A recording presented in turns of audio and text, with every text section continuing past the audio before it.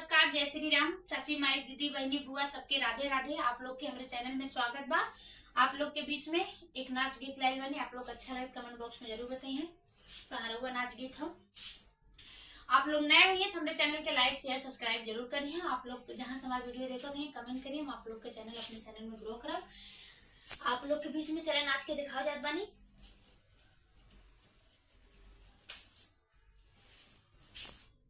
अरे भौजिया लबेलिया ठुमुक के पनिया भरे, भौजिया लबेलिया ठुमुक के पनिया भरे।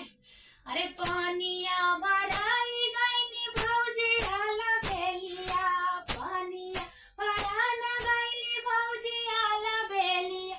हेराई गईल ना भौजी माथे काटी कौआ, हेराई गईल ना भौजी के माथे काटी कौआ, हेराई हो गईले ना। टीकवा को जान लागे ससुरु बढ़ाई ता, टीका को जान लागे